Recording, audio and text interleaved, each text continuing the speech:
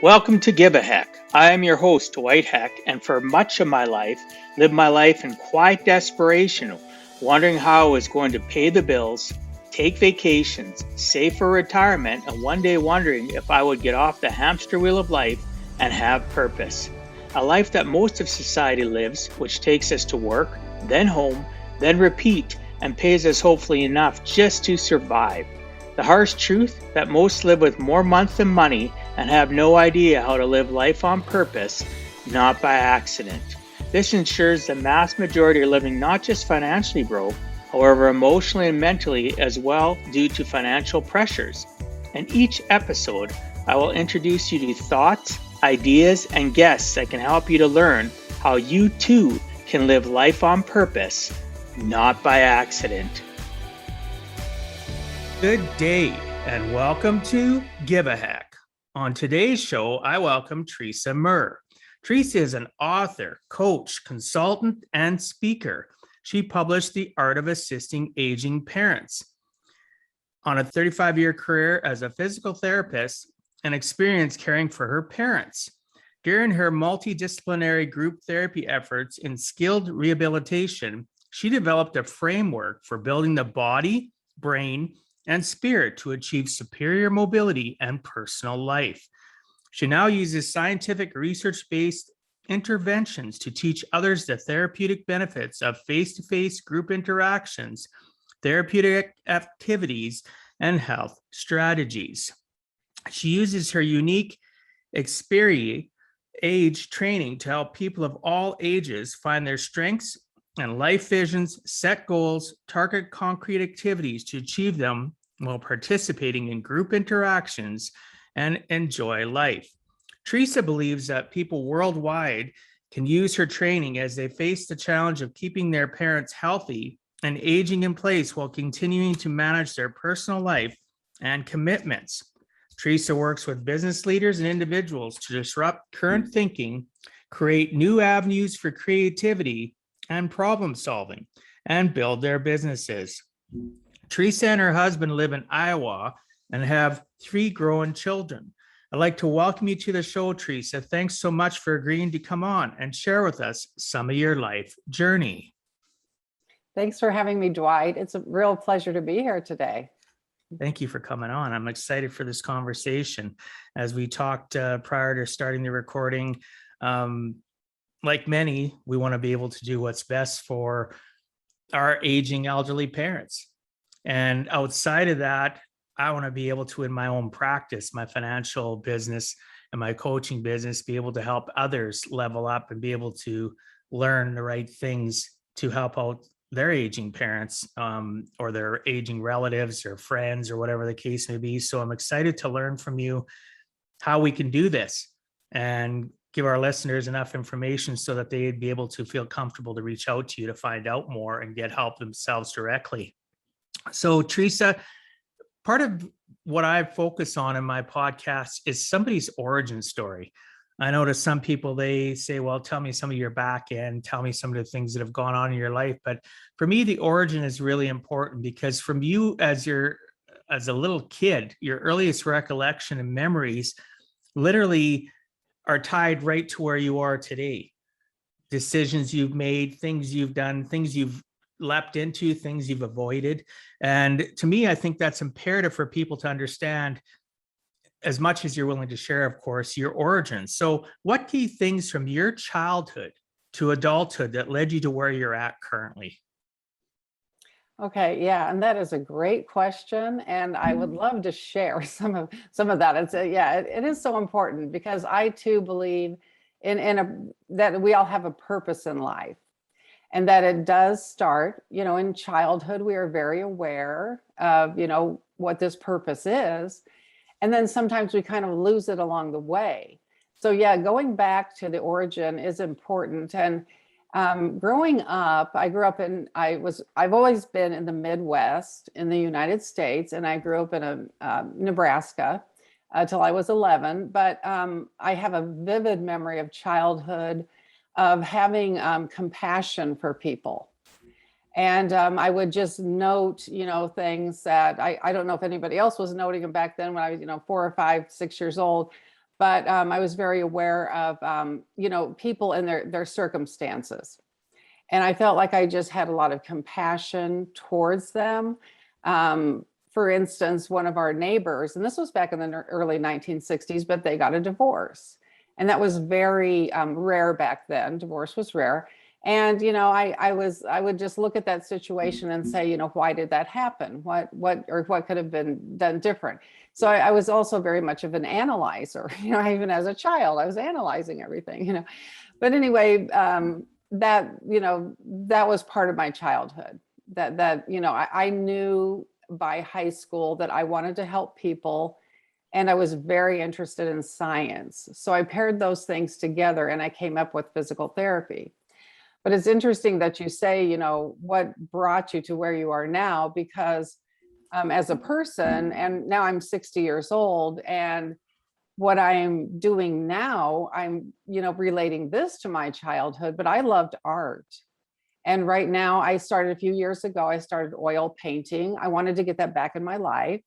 And this is what I teach people, and I'll probably go into this a little bit more as we talk, but I teach people how to stimulate their brains and bodies and spirits. But, the brain and the body has to be growing. And that's just me. I believe in personal development. And that's why I'm doing what I'm doing now.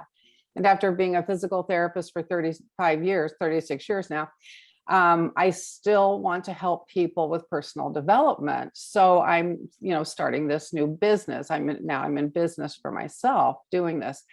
But that's part of it. I have to stimulate my own brain, so I'm using art, and art is a wonderful modality, so to speak, to keep your brain healthy.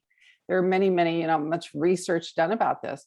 Another thing I'm doing, and you talk about finances, but another thing I'm doing for my brain is I started trading on the stock market, and that stimulates my brain. It's something new, and it's novel. I have to think about it. I have to, do math in my head. I have to study industries, and so part of my thing is taking care of yourself during this whole process.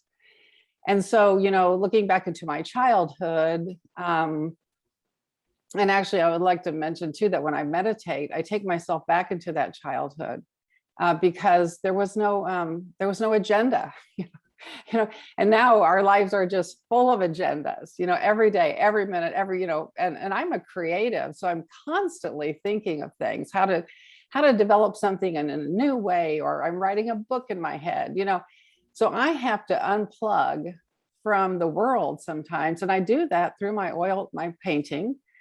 And I'm actually hoping to sell these paintings. I do. I like the finance, I like the money, I like the business. I like all this stuff. And so, it truly goes back to my childhood and my interests and what my purpose is in this life. And I really haven't slowed down. My husband and I raised 3 children. Now they're gone. They're on the East Coast, West Coast, and one's in the Midwest. But we don't see our children often. And I just know that I need to keep myself at my highest level with personal development. So, I'm not only working on myself, but I'm trying to help others to get to their highest level with mobility and mentally and, the physically. Because I believe every person has a purpose in life, and I want to see them fulfill it, to the best of their ability. Oh, I took a lot of good points here. One of the things that was resounding in what you talked about is personal development and purpose. And those are things that I key on all the time. And I coach on in my finance business, and now on my side life coaching. Most people don't realize that because you also talked about the fact that, you need to stimulate your brain. So you're using stock trading and the painting, and you want to help people, constantly with their mobility. And then you talked about their mental state of mind. Our brains don't realize that we've stopped learning, and we get into that camping coast mode, and we literally die we die between our 6 inches between our ears, and we're going to work, go home, get paid, or if we hit retirement, we're just getting up, going through a routine, living on a hamster wheel, and we mentally die. Thus, our physical body dies. I think a lot of people die way sooner than they need to because they forget that, as you mentioned, you need to stimulate your brain. So what you're doing is giving your brain, which is a giant computer, new information all the time, which is phenomenal. I loved hearing that. Listeners, it is those of you that are my consistent listeners that are listening to this, I constantly tell you, you need to personally develop. You need to continually upscale your associations of who you hang out with, what you read, what you listen to, and what you give to the universe, right? Whether or not you do it on a daily basis, you need to do it. You need to do something to be creative for your mind to understand, like, hey, I have a purpose. Because it's not just our outward purpose of what we project to people. Our brain needs to feel like we have purpose. You wake up, in my opinion anyway, you wake up happier, you go to bed in a better state of mind. It's easier to have gratitude when you have a purpose. And it sounds like you definitely have a purpose. I like the fact that you talked about how your interest in science got you into physio, right? I'm a science, what people I guess would call a geek. And I went the route originally. I was thinking about being an accountant, and then I've had a love for physics. And I ended up getting into electronics engineering before my prior life, and into computer sciences and stuff like that before I got into finance 19 years ago. But science is something that I can resonate with. I'm glad you have that same passion. So how has it been with you said you stimulate your brain via the stock trading? I've never heard somebody say that. How does it make you feel? Are you anxious, excited? Does it make you? Yeah, I guess kind of all of the above. And, I had put that on my bucket list that I wanted to do some day trading. I just thought, this would be fun. It would be interesting. And I love to keep up with, say, like the politics and not that I mean some of the politics these days it can be crazy, but what I'm saying is I like to keep up on it. And that in the finance, I'm interested in business. I like to make money. I just know that I can do good things with money. So, pairing those things together. But yeah, it was on my bucket list. And I would talk about investing, but we were also raising 3 children. And my husband would say, well, just get into it. Just go, buy some stocks. And he actually had the interest too. He actually invests for the company he works for. So he's got the interest. So it just happened to be when the stock market fell during the pandemic. That's when I got in, and it was a good time to get in, and I had a really good year, and so it was a very positive experience, and that lasted for about a year, and then the stock market fell a little bit flat on me anyway, and I maybe with some of my choices, but it's still something I actually do it every day. I do stock trading every day, but there's so many components to trading stocks. You have to know about politics and different industries, and even like last year, the meme stocks. That was a whole different, that threw a whole different wrench into the dynamics of trading. And actually, I loved it. I was like, this is really cool. I really was like, wow, I like this stuff. But kept me on my toes. It got my brain expanded. I think too, like we get into this mode of, we get to a certain age and we're like, well, I need to play it safe, and we stop challenging ourselves. And that's when our brain, like you said, it starts to go a little bit flat. And the thing about it is with neuroplasticity, we can grow our brains until the day we die. Our brains will always grow if they're stimulated in the right way. And that's what I teach people to do. I teach people how to stimulate their brains in the right way and build the neural networks they need to age well. And then the neural networks they don't need anymore, those will just kind of drop off. But yeah, so I do use stock trading for that. And then again, in oil painting, when I unplug from the world, that decreases my anxiety, and I really get in touch with me, that me that you talked about to begin with. Who is that you that, growing up, who were you? What did you want? I get to really get in touch with that. And I've noticed that it has really made me a lot happier. I have more joy in my life. And I'm basically a person that's pretty up most of the time, pretty joyful.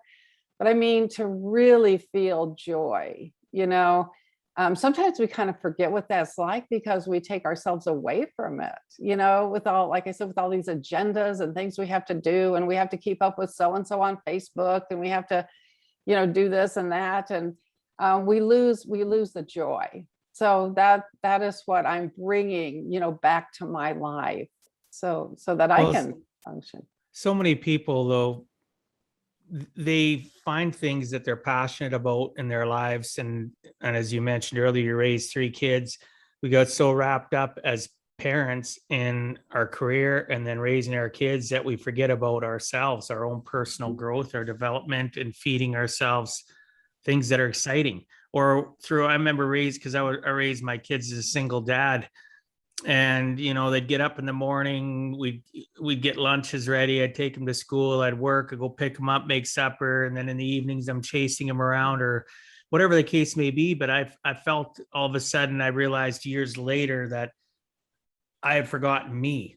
I was an integral cog in the system of raising my family, but I didn't have any individuality. The odd time I'd find things that excited me or I'd like, but I'd push it aside again because I always use that, well, my kids come first, right? Well, really, those that are parents, if you still have kids at home, I wish I would have had somebody push me to realize that I needed to take care of me more. And by taking care of myself more, I end up taking better care of my kids or my clients, or the list goes on. It's sad. Some people get cringy when you say it. Well, that's that self-love thing. You got to love yourself in the sense of who you are and feed like you mentioned, your creativity with painting, which I think is amazing. And I could see the excitement in your face when you talk about stock trading, and it doesn't matter what it is. It's just those little things. Wouldn't you agree that people just need to find something that makes them smile, something as simple as makes them smile and makes them want to jump out of bed instead of, oh, I got to get up again. Yeah. Yes. Yeah, for sure. And I think that's, what our purpose is in life. When you can connect to your purpose, that gets you out of bed in the morning and puts you on a great track to do something, wonderful in the world and, for yourself and your family and the community. Yeah. Yeah. It's just, we need to constantly level up and encourage others to do the same. And I know I coach a lot of people, younger families, and tell them, like they'll say the same broken things that I used to think, and it is broken. Always putting your family first is a good thing, but not above caring for yourself, right? You have to care for yourself, in my opinion, to care well for others. So I'm looking forward to us communicating more about that. So Teresa, you're an accomplished author. You've written a book based on your 35-year career as a physical therapist and experience caring for your parents. Our youth up to our aging population spent most of their life, unfortunately, in a sedentary lifestyle, from graduating from school right up to retirement, and sadly gets worse once people actually retire. Sedentary life causes chronic health issues, which could have been avoided, many corrected depending on the circumstance in their life. I personally have a degenerative health issue that I've dealt with through consistency and through consistent weekly physical therapy for the last 15 years, and still strive to get better. In the last 15 years, though, I see and hear so many come to the clinic living on a hamster wheel of life, never able to leave the health rut they're stuck in, not knowing, and for some just admitting it could have been avoided and still fixed. Many of all ages are hurting due to being overweight and severely out of shape. They have no physical activity whatsoever. poor nutrition habits, and most likely did even when they were younger through learned behavior from their families. Yes, it keeps physical therapists busy. However, in many cases, they are simply putting in place a temporary solution, as I see the same people come through and again with different problems or reoccurring as the underlying issue of why is never worked on by them or even attempted to make better. You developed a framework for building the body, brain, and spirit to achieve superior mobility and personal life. Can you tell the listeners more about this and what exactly is your training and how does it change the playing field for people of all ages? Oh, sure. What I teach first are the health strategies that are really non-negotiable. And I teach people how to exercise, with their brain and their body. I teach them how to eat right, how to get enough hydration, how to get a good night's sleep, which is critical for your brain and body. I teach them how to do deep breathing and meditation. And all of these things they're easy to do. They don't take any money or very little money, and they just need to be incorporated into your daily life. So I teach in my book, The Art of Assisting Aging Parents, I do teach this. And I want caregivers, like you said, first you have to take care of yourself. So I would like the caregivers to embody this information and then reach out to their parents and make sure that, they're like during their middle ages, because aging is good for like a proactive aging process is good for all of us. We can't deny that we're all aging. And the better you age, the more what we call cognitive reserve you build in your brain. And what you're doing is you're building your brain up so that in your later years, your 70s, 80s, and 90s, you will actually have more brain power than if you don't build your brain up in your middle ages. And it's kind of like filling up a car with a tank of gas. You want to fill up the tank full to get to be able to make that trip. So that's what you do. You just, in your middle ages, you need to do these things and get into good habits. And if your parents aren't in these good habits and you notice, maybe they're starting to get some chronic illness, you should try to help them in their middle ages, because you all want to be proactive, or else, during that phase when everything starts happening, then you have to react to all these situations. Say, if your parents might develop really poor balance and start falling, then, there'll be the broken bones and things like that you'll have to deal with. Or the chronic illness due to social isolation. If your parents start isolating themselves, it's scientifically proven that chronic illness is a result of social isolation. And I know that the country I live in spends, billions of dollars just on the effects of social isolation. And we've seen this during the pandemic increase, tenfold, with social isolation. It's not good, for us. And that's why I teach, like you were talking about the multidisciplinary group therapy I've done. I love to get people into groups and, and do my therapy in groups. When I can. It doesn't always work out. But if I get a group of patients together and set up a therapeutic activity, and then I step back and I let that process happen. And they start interacting with each other, and the face-to-face interactions are promoting their health and well-being. But, like you said, you hear therapists tell people what to do. And, sometimes, and I understand that because I've been in the business for so long, some will do it, some won't. And I think as therapists, we're ignoring some of the health and wellness strategies that we could implement with our patients, because there is a phenomenon where people don't get better. And it's not because we're not doing the right things, it's because the patient isn't embodying all these health strategies. Yeah. It's hard for people to develop the habits. And I've have more than one friend that are physiotherapists, and they say the same thing. If you start talking about, you get somebody in, and I'm not picking on anybody that's 300 pounds laying on the table getting worked on, and that therapist knows that it's lack of exercise, their joints are hurting because they're eating wrong and there's inflammation happening, they're not lubricating their joints, and they're living on that hamster wheel of life. And I'll say to them, wouldn't you like to say stuff? Oh yeah, we used to, but we don't now. Because people get pissed off. Like, who the hell are you to tell me this sort of stuff? But really, a physical therapist, as you would just said, knows you should.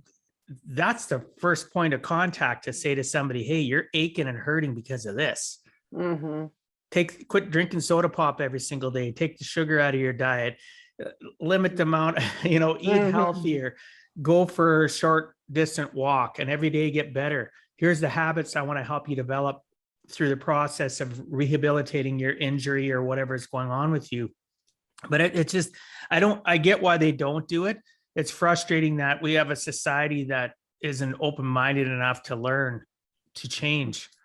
They just rather go to a physiotherapist and get a Band-Aid, right? My stuff is chronic. I have chronic health issues. One of the things I get treated for, which has gotten really bad, is scoliosis. So it just it gets worse as I get older, and I get treated to ensure I can live life. But I also follow what they tell me, right? So I don't have to, so that I can, so I can continue to proceed forward in life. One of the things you talked about was, so you talked about exercise, eat right, things that we know. Even the people that aren't doing it, they know, they just choose to ignore it. Two of the things I'd like to key on, then want some more info, like you talk about sleeping right. You want to make sure they sleep right, and deep breathing. And we hear today resoundingly a lot about breathing. I know, I'm like, my Apple Watch, it comes up and it reminds me to do breathing exercises. I've got that implemented on it. Sometimes I ignore it. I probably shouldn't. So how important are those two together or individually? Sleep and breathing. Yeah. Well, sleep is critical for your health. And again, if you don't get good sleep, you are at risk of developing more chronic illnesses. And your brain actually, while you sleep, your brain is, it's almost like it's cleaned out. The fluid that goes through your brain, it's almost like it washes away the things that you don't need or that don't serve you. And it's also a time when your memory functions, like the things you learn during the day that you need to remember. It's kind of like that. That's a concrete activity that helps you kind of anchor those things, is sleep. So sleep is critical, for our health. And if you are sleeping poorly for 3 or 4 hours a night, you need to pay major attention to this. You need to start sleeping well. And there's things, you can Google it. It's like sleep hygiene, things to do, like things not to do right before you go to sleep, or foods not to eat right before you go to bed. There are things you can do for yourself and to sleep well, but it's critical for your health. And then deep breathing, we all take breathing for granted. Yeah, we breathe, but are we breathing correctly? What good breathing is it's belly breathing. It's diaphragmatic breathing. We call it belly breathing, where your belly area will expand and contract as you breathe. And again, you can Google diaphragmatic breathing and get some wonderful instructions. There's apps for this to follow, and usually when I meditate, that's when I do my deep breathing with my meditation, because it just comes in naturally. Like I said, when I think about my childhood, there wasn't an agenda. I bring myself back to that when I meditate. And then I just notice that my breathing, it just comes right in, and it just helps me along. And my rib cage, I can physically feel my rib cage expanding when I do this. And so I know, yep, I'm on the right track. I'm doing this correctly. This is all good, So things like that to pay attention to. But when you breathe shallow, it's like with your upper body, your shoulders. If you're just breathing, like if you notice your shoulders raising up and down when you breathe, then you're bringing the air into your upper lungs, but you're not getting the air fully into all, your entire lungs. And you need oxygen. Your brain takes a fifth of your oxygen that you bring in your body. So if you want to think well during the day, you need a lot of oxygen.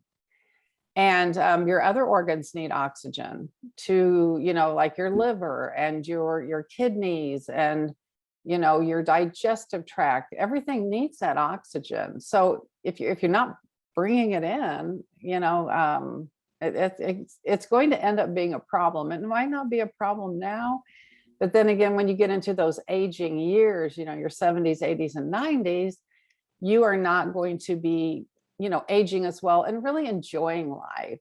And again, it's about enjoying, and it's about purpose, throughout your entire lifetime. So that's why I say, start in your middle ages to start this process and do it well and help others, help your parents out.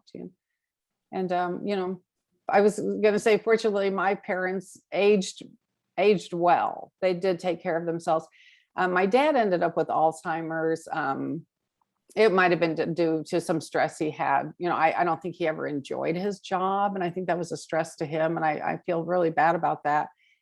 But he lived a good long life. And then my mother also did. I went to help her for a couple of years, and she just passed away about 2 years ago. And but again, at 9, she had really good years up until she was like 89 or 90.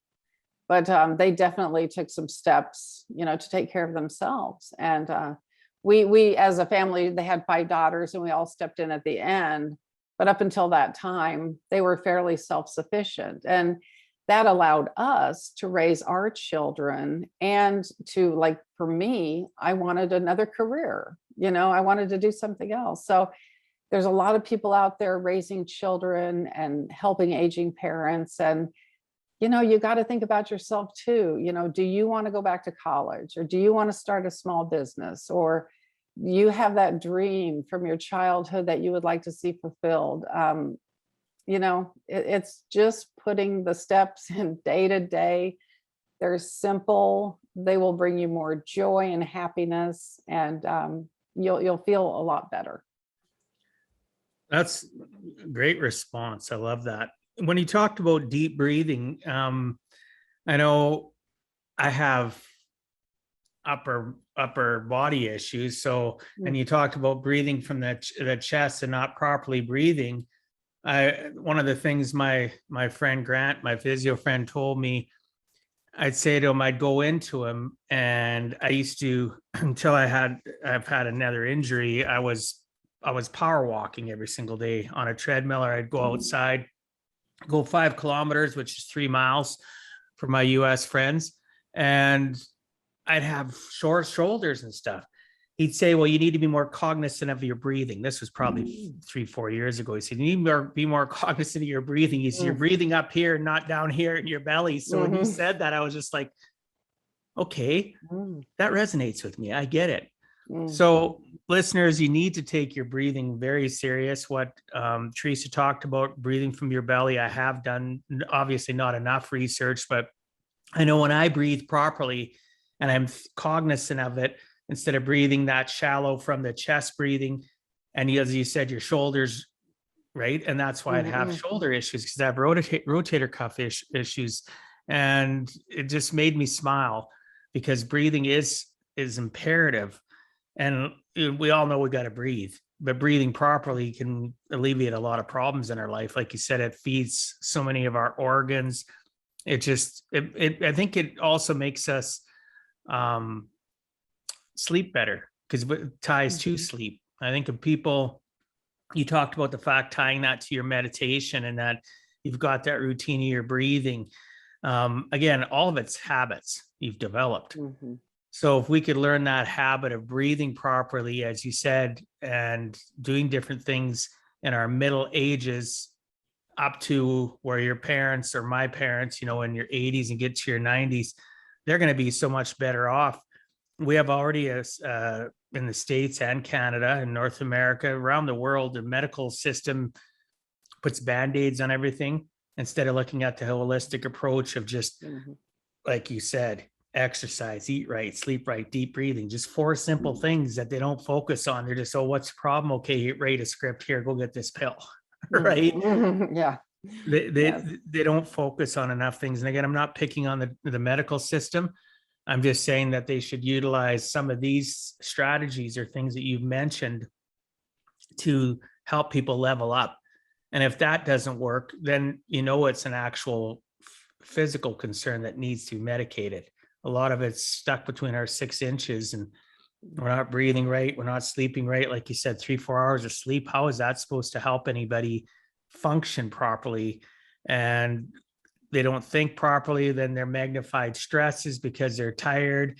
And through that period of being tired, what do people do? They don't eat correctly, and it just magnifies everything. So I like you talking about, also you talked about the fact of building the brain up and the cognitive reserve, because you said your brain literally starts shutting down. Well, I wrote beside this muscle mass loss. It's the same thing as we age by not exercising, or even something as simple as just going walking to lubricate your joints, to stop muscle mass loss.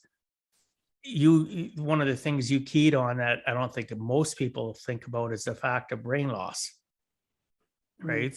So I enjoy that part of the conversation when you were talking about, the fact that there's social isolation, it ties into chronic illnesses, and obviously not sleeping right ties into that too.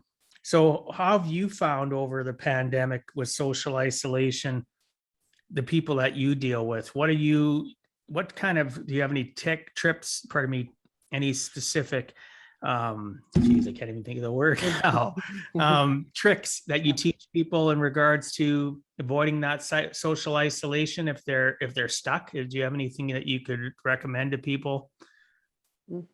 Yes, I do. And also, I know with your question, the first one, getting it into my experience training. Yeah. I'll tie these two together. Okay, sure. Yeah, and the experience, I have a 4-step process. I put the framework around this multidisciplinary group therapy that I was just shocked at the great results we were getting. And every time I do a group with patients, I walk away from that group thinking I could have never set this up by myself for a one-on-one treatment. And that's what I'm trying to get across to therapists right now, is the power of group therapy, this face-to-face interaction, just enhance, what we would, just the opposite of social isolation, the face-to-face interaction. I unpack it in my course, and there's like at least 15 health benefits of being face-to-face with people. So that is part of my experience method, is finding groups to get involved in. And if you're in groups right now, and due to the pandemic, if you had to give up some of the groups, get back into them when you can, or get into some new groups, But the first step, and this I'll kind of backtrack a little bit, but my first step is finding your life purpose, your life.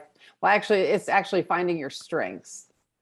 And I have a way to help people find their strengths. I teach a couple of educational theories, and I help people find their strengths, which sheds light on their weaknesses. And this is what I've done in physical therapy for all these years is, I don't come up to a patient and say, it's my way or the highway, or like you said, they'll leave the clinic, or that they won't work with me. They'll say, I won't work with her.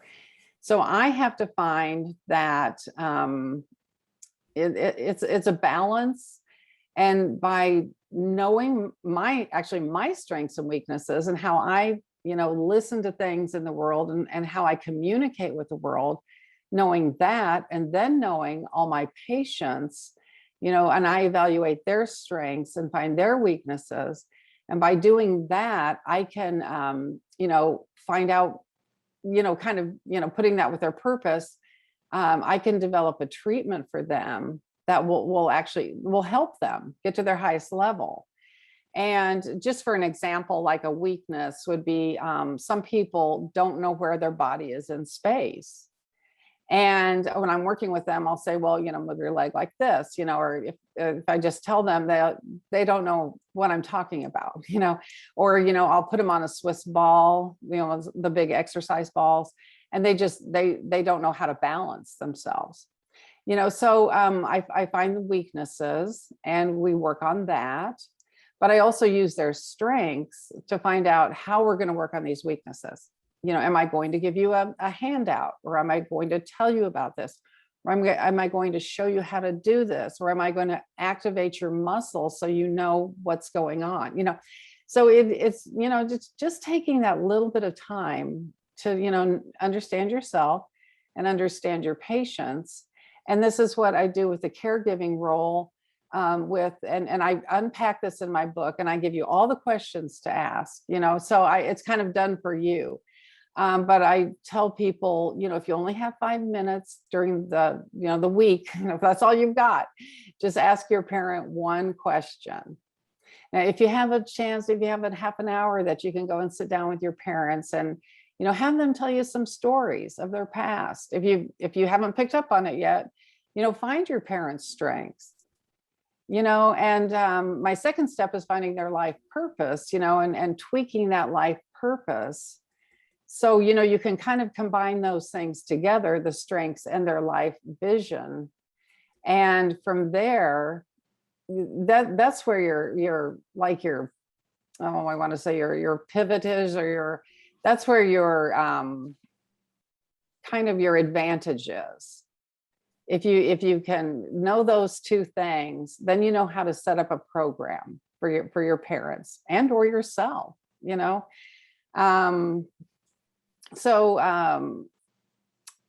was going to say that, well, that's step one, finding the strengths. And, also when your parent tells you stories, try to pull out some, words like, oh gosh, Mom, you were so persistent during that job you had, that, when you got that advancement and this and that, or gosh, Dad, you got a medal in track in high school, and boy, you must have been strong and competitive. And, so bring those things back into their lives and their story so you can build them up, because we all like to work from being built up. We don't want to, hammer ourselves down and then try to succeed. That doesn't work. You have to build yourself up. So try to build your parents up. Because believe me, there's a lot of challenges with caregiving, and just, there's a lot of emotion that goes with it. There's a lot of, Mom, I want you to do this and you're not doing it, and I'm getting frustrated, and, this is tearing up our relationship. So to balance that out, find the strengths, and that'll show, again, light on the weaknesses, and continue to build them up. The second step is that life purpose. And you might have to tweak their life purpose a little bit. Maybe during their life, they wanted to, or they did, say like they were a huge sport advocate and they had these teams they just loved, you can try to tweak it a little bit and have them participate in some way, or with a charity that they're very, that really pulls at their heartstrings. They really like to help out this charity. Maybe find a different way that they can still be involved. So that, works with the motivation. And then I tell people to set goals, and I teach you how to set long-term goals and short-term goals. And from there, we put in these concrete activities where you can actually work towards your goals with some real concrete steps. Like if you do this every day of the week, then you're going to be able to achieve this goal, and you're going to be able to maybe get outside and take a walk, or you're going to be able to go hiking with us next spring, or golfing, or whatever you want to do. So that is part of that. I had something running through my mind that I was going to throw in to that little section, but and finally, we just work on assessing and reassessing. Like, are you on the path that you want to be on, or do we need to tweak things a little bit, or change things up? Maybe your parents making a great deal of progress and you're like, okay, we can move on to another goal now. Or gosh, my parent is really declining. You might want to change your goals. Maybe they only have a few months to live and you want to change it up and spend time doing other things, so and actually what I wanted to throw in was, when you have those concrete activities, a lot of times I'll throw in those healthy lifestyle strategies. And that's a good time to, teach your parent. If they're very, think meditation is really strange and why would I want to meditate? You could maybe just set up a place in the house where you could, lower the lighting, turn on some classical music, maybe have them recline and just relax. Maybe you could make it more into just a relaxation time than say like a quote unquote meditation time, but seriously, meditation and mindfulness grow your brain. So, again, it's like we all should be doing this. And again, okay, let's go back to the groups. Say your parent cannot get out and get to any groups, try to bring the groups into the home for them, whether it would be through, friends, relatives. I know in my course, I have a slide that has a picture of a woman rolling out some bread dough. She's baking a pizza. And, you see the flour and, you see her hands on the rolling pin, and you can tell she's standing up. And I talk to people about how many health benefits this person is receiving just by standing up and rolling out a pizza dough. How good it is for their balance, their proprioception, and their joints and muscles. They're weight shifting, they're getting range of motion to their wrists and their shoulders. And and then they probably have some face-to-face, because you probably will be in a group of people. So you'll have that face-to-face interaction too. So, these simple things have, just huge health benefits that I can imagine they would. Yeah. So yeah, there's lots to, from when I'm looking at this, and I can imagine the listeners, there's lots that you've unpacked here. And this is only the scratch of the surface, obviously, of all the different things that a person could go through. I wrote down so many good things here, and I wrote down little notes of how it affects my senior parents. Obviously, that's really how I can relate. I do have senior clients too, but with my own parents, you talked about charities and sports, and my parents are both 80, going to be 81 soon. My mom volunteers at the hospital. She helps run the gift stores, all run by seniors, right, at the hospital in their local little community. She also does care in the hospital and goes and sees people in regards to, they're passing away, and it's like you mentioned, they have 2-3 months, and she goes and makes them, they talk about their stories, and she makes their time better for them and sits with them. My dad volunteers in the local community and does stuff like when they do, let's say, the Festival of Trees, or they do different things at the sports arena. He volunteers. They keep themselves active, which it was nice to hear you say that, because I find that most people today, they retire and they don't have they didn't have goals before. Nobody ever taught them how to goal set. They retire and they just get stuck in a rut. They forget to, as we mentioned, increase their thought process or find things to do, because they've never ever been challenged. And my parents, I look at some of their friends, and I look at my parents, or even referring it to my clients, my parents are rock stars compared to most people in their 80s. They're already walking with walkers, or they have very little mobility. They don't belong to any groups. They're shut up in their shut into their house. They're shut up in their house. They're just living such a stagnant lifestyle.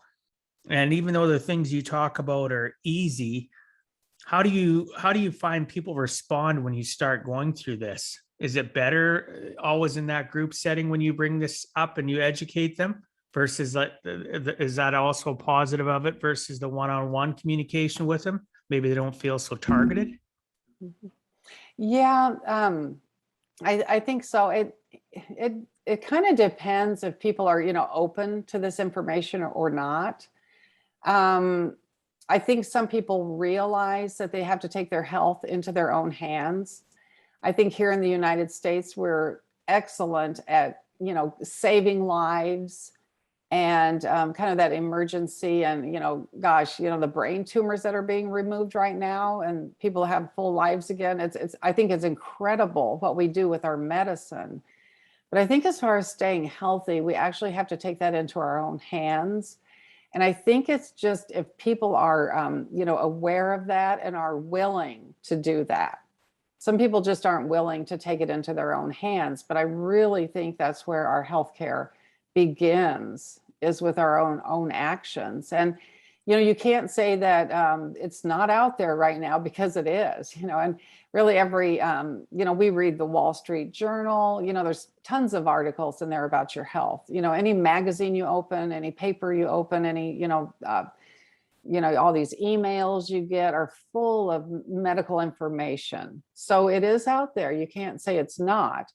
But it's just like you said, it's when, I guess it's when it matters to somebody. Like if it matters that they keep their spouse healthy or their children healthy, or themselves healthy.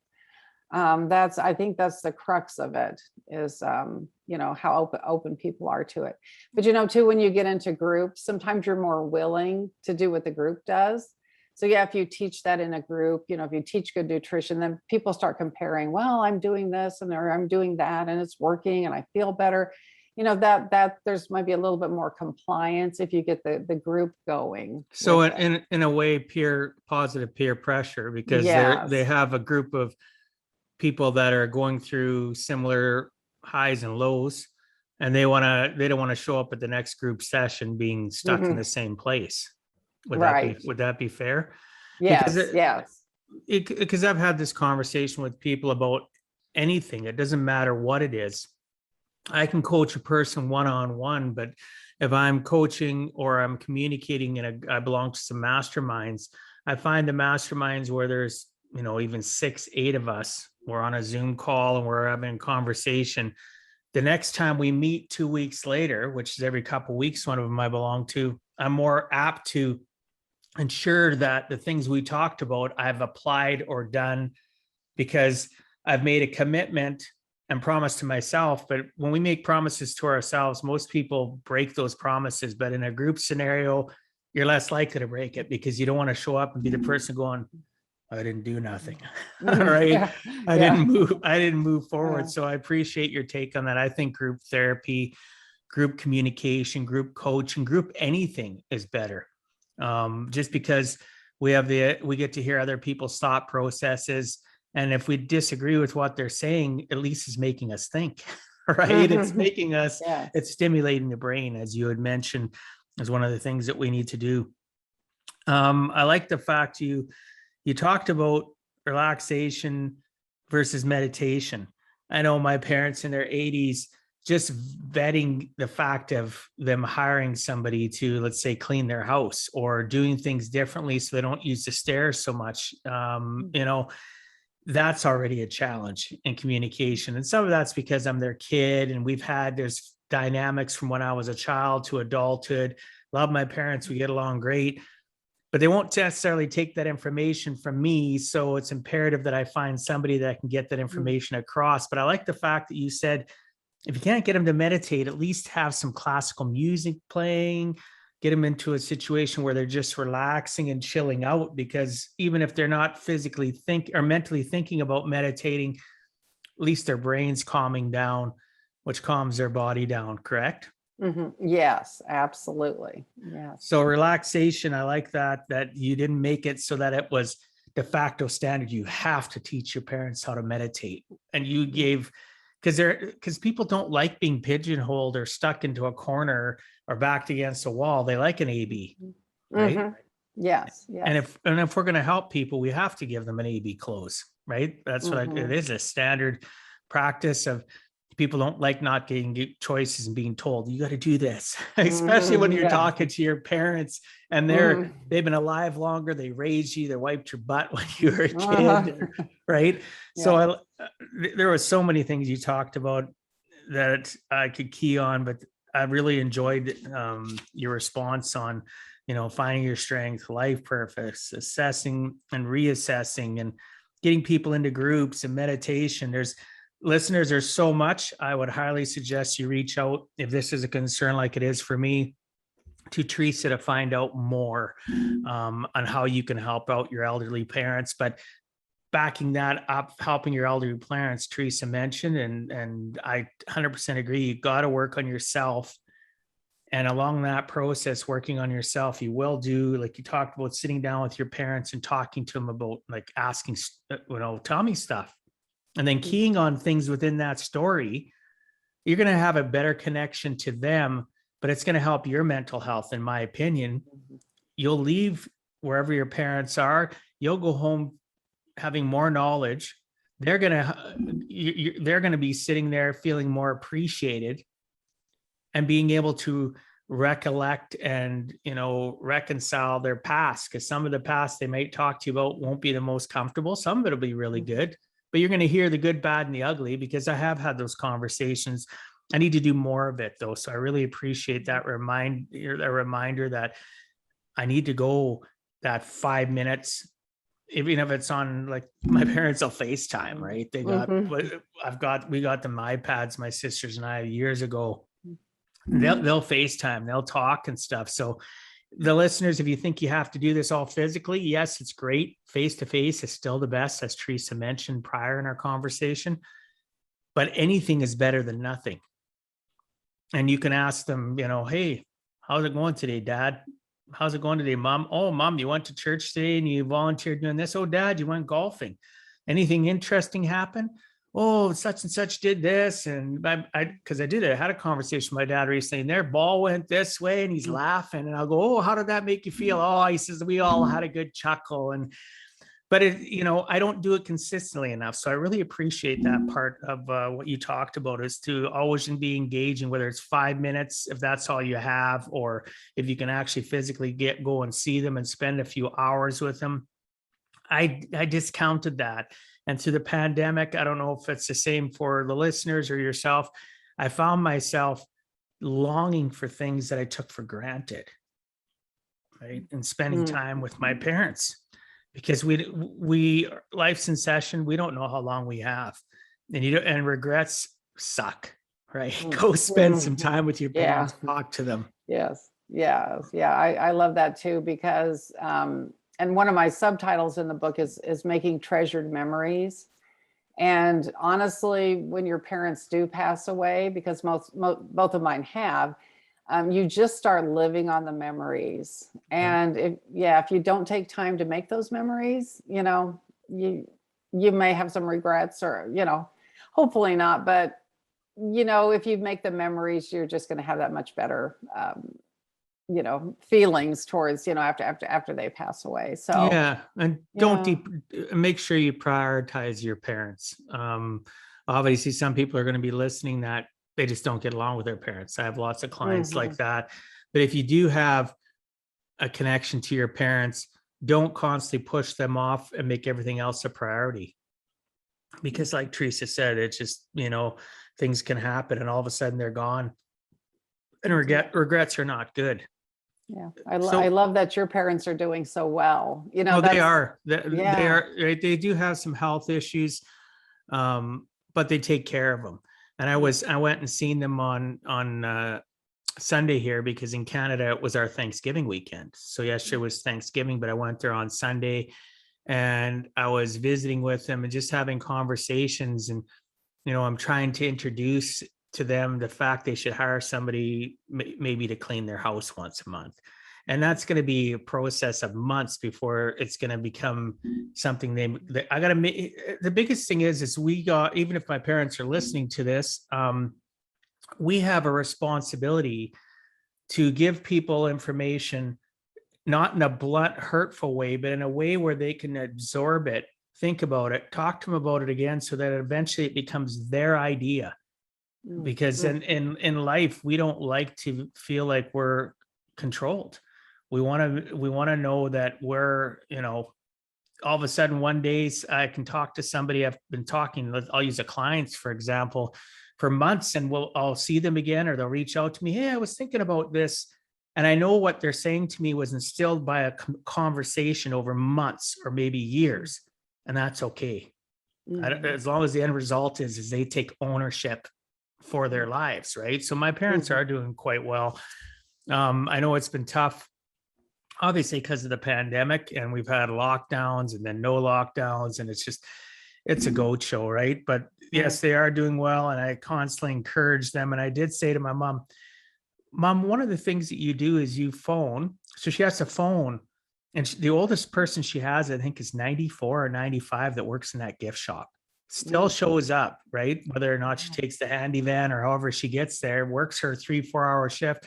And I'll say, Mom, do you ever get tired of that? Because I know sometimes you have trouble finding people to work. And she says, until I can't do it anymore, pick up the phone, I'm going to do it. And that was just in the last few days we talked about that, because it makes her happy. What else does it give her? It also gives her that social connection. She's calling whatever 15, 20 different women constantly saying, hey, can you work this shift? Can you work that shift? And even if it's a 3-minute, 5-minute conversation, it's connection. Right. Yeah. So simple things like that. And I thought about it after the fact. I was driving back from there where they live to the city to where I live. And I thought to myself, I could have said that differently. I hope that didn't discourage my mom. Right. It's just stuff like that. Right. And that's part of our critical thinking process, is when you're communicating with seniors, elderly people, your words are so important, and how you communicate with them. Yes. Yeah. And I noticed when I actually, when I was taking care of my mother, she lives in another state, and I just went for a period of time. But I had a couple of physical therapy jobs, but I really felt bad, because I felt like I had more patience for my patients than I did for my own mother, And so you have times like that when you're just like, gosh, that realization, Yeah. That we've discounted them, that we haven't given the effort, and all that wave of guilt that hits a person. Yeah, I'm just like, gosh, made me feel bad. But my love for my mother was huge. Realization, though, is a good thing, though, even if it's after the fact. Like, I'll tell people they'll have regrets, and I'll say, you know what? Your realization of what you're telling me, you can't change it because that person's gone. But what you can do is live for the living that are still around you, and be a better version of yourself. Work on yourself so that doesn't happen again, or maybe educate your kids so that they don't do it to you. Right. Yeah. It's a circle of life, right? Yes. There's always, back to what we talked about, mistakes are life lessons, right?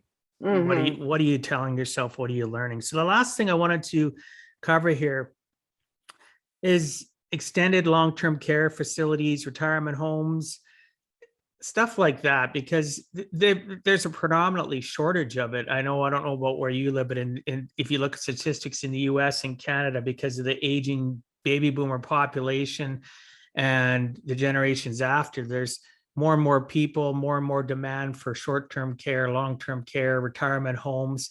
But I think if people could learn a lot of what you're teaching, and we could work as a society to elevate and uplift our parents, I think we would have a way healthier society. Because I know my parents, a lot of their friends have been selling off their homes, going into smaller little, like retirement communities.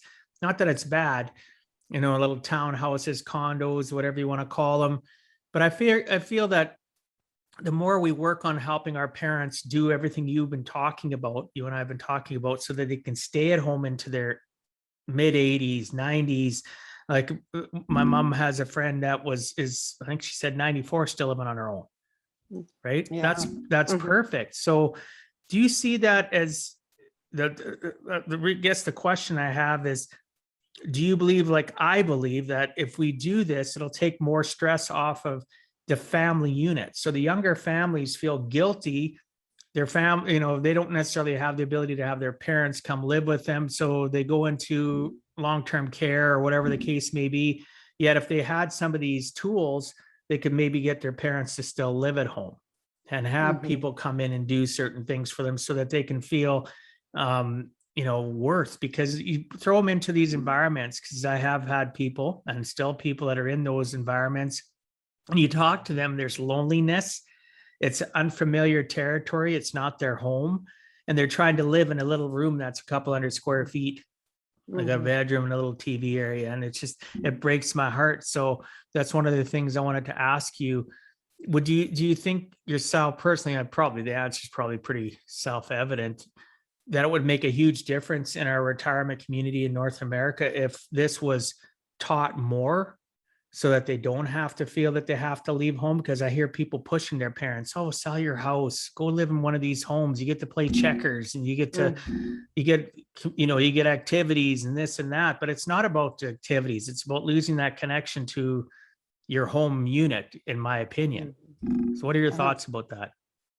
Yes, and I think that's very true. And really what it is, it's aging in place. And there's a lot of people that, that teach others how to, professionals, how to help people age in place. And there's something about that. They call it the village effect. And if you are in your own village, that lived in all these years, that keeps you healthy. There's something about, even the memories and talking about memories. And even sometimes, the guys will all go, because I'm in kind of a rural area also, but the guys all end up at a coffee shop, every day, every morning, and chat with each other, say it's a bunch of farmers or business people or whatever, that, they get together and they're in their own, what we call the village, and yeah, there's definitely health benefits for that. And it does help the family. And like you said, yes, if you embrace all these things that I'm teaching, you have a much better chance of staying home. And I know too, they're teaching, this aging in place, and they're teaching all the safety protocols. But again, getting back to the safety is good. But if you just live in a super safe environment and don't challenge yourself, you're going to lose some of those skills, and they're going to become weaknesses instead of strengths. So again, I'm all about challenging, and I talk to architects and designers to say, the environment, it's not only your mental environment, it's your physical environment. And how can we make that better for people to age, and maybe even give them a few challenges every day. So yeah, definitely. But yeah, the aging in place, I know here in the United States, we are moving towards that. We're moving towards healthcare coming into the home versus you going into a facility. And it's just a mentality that's really changed, just even this last year or year and a half with the COVID.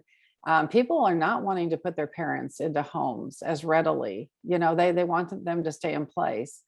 So yeah, it behooves you to start early with this, and also just to get your home ready. If you need a ramp versus stairs, get that ramp in place for your parents. If you need to do a little altering of, say, like a main floor, so your parents can live on the main floor.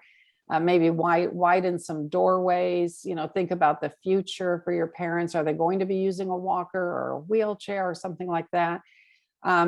Get things down to their level. Eventually, when they reach up into the cupboard and they might lose their balance, bring things down to their level. Think of the safety measures.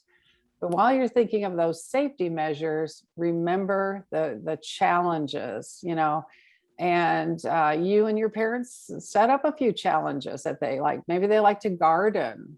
Garden is excellent exercise.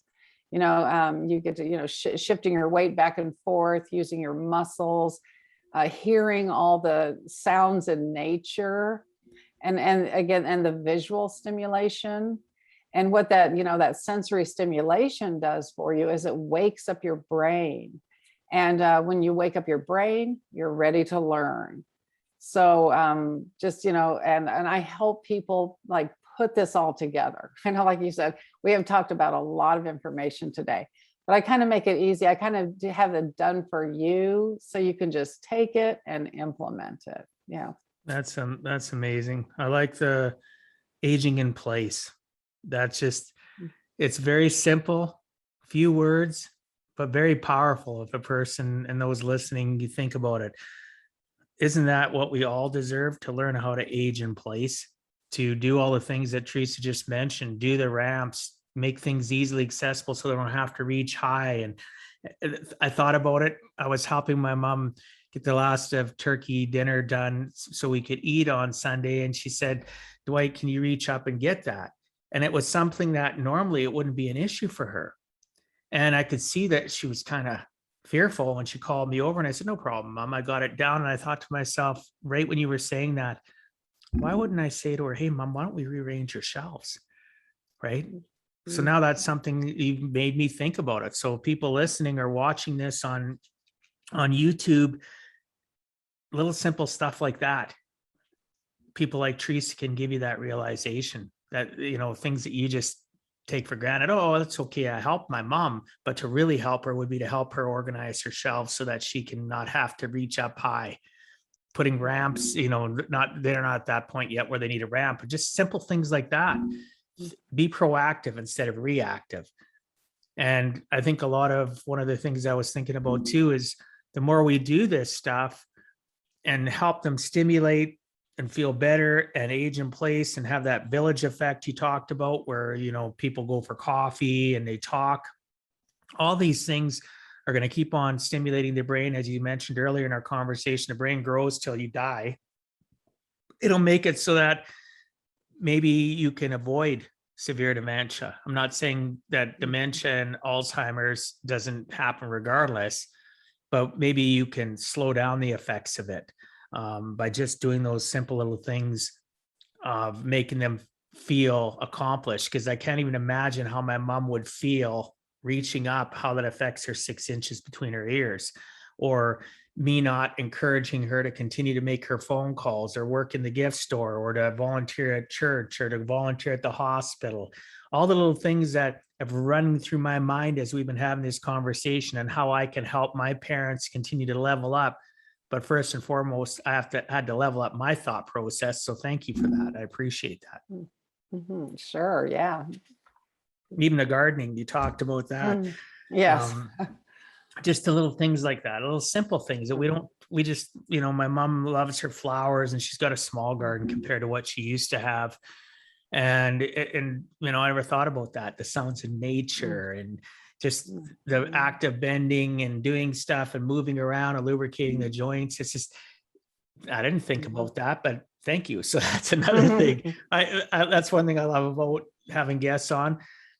Regardless of any of the listeners get anything out of it, I get a ton. So thank you so much. So Teresa, if you had to give our listeners one last closing message, what would you tell them in regards to giving a heck and never giving up?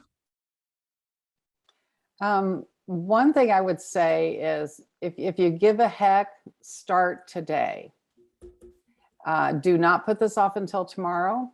Take one of the things I talked about today and implement it. Whether it might be going to your cupboard, opening up your cupboard and saying, you know what, I don't need these cookies that are full of sugar and flour and whatever, and just get rid of them. Or it might be that exercise that you think, okay, I'm going to start this exercise today, or I need to find a way to challenge my brain. What am I going to do? But start today. It's kind of a homework assignment, because if you start today to make a change, tomorrow it's going to be easier to make 2 changes. And the following day, you're going to make 3 changes. And it's like you're going to start the ball rolling down the hill like a snowball, and it's just going to pick up momentum. And you're going to add these wonderful changes into your life, and you're going to be healthier and happier. And you will be able to work on your personal development, because this is really about you. And if you can take care of yourself and personally develop yourself, you're going to be so much of a better caregiver for the people in your life. Wow. That's great. I like that.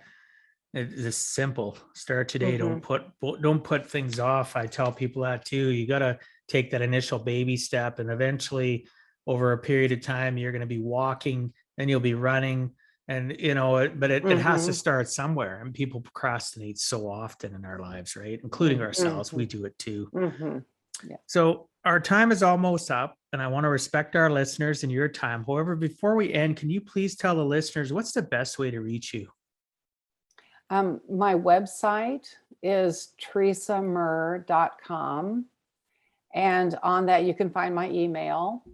And you can also set up a call with me. I do like a free 20-minute strategy call to help you, strategize if you have an issue or problem. And you can also get a hold of me if you want some coaching and consultation that I do. Yeah. That sounds great, because really, with the advent of technology and even what we're recording on today with Zoom, you can help people out anywhere in the world, which is Hmm. so powerful, right? Yeah. We talked about face to face, but let's be real. If we really want to help the masses, you can only see so many people face to face in your local area, Mm. and in order to reach out beyond that, it's technology. Yeah. So I will make sure that that information is put in the show notes, and listeners, you can find that at giveaheck.com. In the podcast portal, you'll be able to find anything you need in regards to accessing Teresa. And certainly you can reach out to me. There is the odd time you'll find people that are nervous and won't reach out to you directly, but they might reach out to me and I can make the connection, right? Mm. So Yeah. Yeah. I Thank you. appreciate you're welcome. I appreciate you being on. So thanks so much for being on Give a Heck, Teresa. I appreciate your time and sharing some of the experiences so that others too can learn it is never too late to give a heck.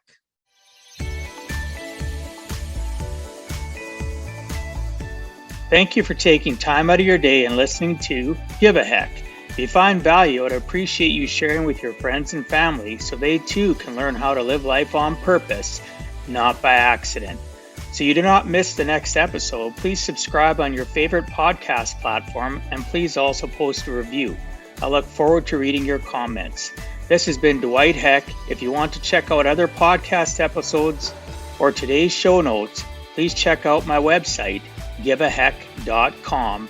And until next time, together let us all strive to give a heck.